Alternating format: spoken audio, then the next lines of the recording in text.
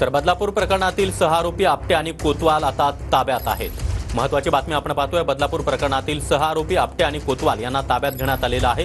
बदलापूर प्रकरणानंतर हे दोन्ही आरोपी फरार होते, मात्र आता हे दोन्ही आरोपी त्यामध्ये आपटे आणि कोतवाल यांना अटक केल्याची बातमी आता समोर येते आहे। बदलापूर प्रकरणातील ही मोठी अपडेट आपण पाहतोय।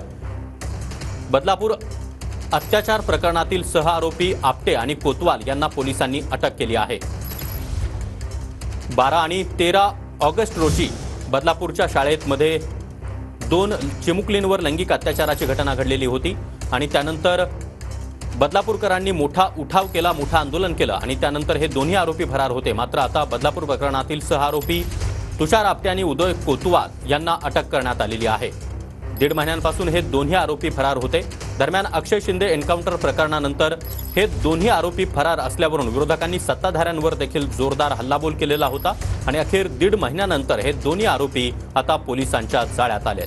तर बदलापूर प्रकरणातील हे दोन्ही आरोपी गेल्या 1.5 महिन्यांपासून फरार होते। त्यामध्ये तुषार आपटे आणि उदय कोतवाल अशी या दोन्ही आरोपींची नावं आहेत। महत्त्वाची बाब म्हणजे ज्या शाळेमध्ये हा लैंगिक अत्याचाराचा प्रकार घडलेला होता त्या शाळेचे संस्थापक आणि सेक्रेटरी असे हे 2 आरोपी आणि हे दोन्ही आरोपी आता अटकेत आहेत। शाळेमधील संस्थाचालक आणि सचिव यांना आता अटक करण्यात आलेली आहे। त्यामध्ये तुषार आपटे आणि उदय कोतवाल यांचा समावेश आहे।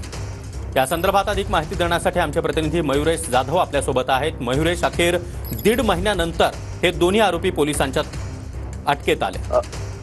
सागर, नक्कीच आपण जर बघितलं बदलापूरच्या नामांकित शाळेमध्ये 2 चिमुकलींवर लैंगिक अत्याचार झाला होता आणि त्यानंतर गुन्हा देखील दाखल झाला होता आणि त्यातला मुख्य जो आरोपी होता अक्षय शिंदे याचा एन्काउंटर देखील झाला होता। मात्र यामध्ये ते संबंधित शाळेचे अध्यक्ष उदय कोतवाल आणि सचिव जे तुषार आपटे यांच्यावर गुन्हा दाखल झाला तेव्हा ते फरार झाले होते। मात्र त्याचा तपास SIT असेल किंवा ठाणे क्राईम असेल किंवा भिवंडी गुन्हे शाखेचं पथक असेल हे करत होते।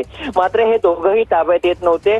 याआधी त्यांनी न्यायालयामध्ये आपण जर बघितलं अटकपूर्व जामीन देखील त्यांनी त्या ठिकाणी दिला होता, मात्र न्यायालयाने तो फेटाळला होता। मात्र काल देखील उच्च न्यायालयामध्ये अटकपूर्व जामीन त्या ठिकाणी दिला होता आणि तो देखील फेटाळला होता। मात्र आज आता अर्धा तासापूर्वी ह्या दोघांना देखील क्राईम गुन्हे शाखेच्या पथकाने ह्या दोघांना ताब्यात घेतले आहे। त्याची चौकशी सुरू आहे आणि उद्या त्यांना न्यायालयात हजर करणार अशी माहिती आपल्यापर्यंत मिळाली। तब्बल 1.5 महिन्यानंतर ह्या दोघांना आता ताब्यात घेतलंय। सागर, मात्र मयुरेश, आपण पाहतोय की हे दोन्ही आरोपी जे आहेत त्या शाळेतील मुख्य पदावर एक अध्यक्ष तर दुसरे सचिव आणि गेल्या 1.5 महिन्यापासून हे फरार होते। बदलापूरमध्ये वातावरण अधिक तापलेलं होतं।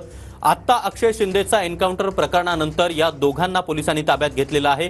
काय माहिती मिळते, पोलिसांनी यांना नेमकं कुठून अटक केली आहे? सागर, आपल्याला जर माहिती असेल की ह्या दोघांना गुन्हे शाखेच्या पथकाने अटक केलं आहे। बदलापूर शहरामध्येच अटक केली अशी माहिती आपल्यापर्यंत येते।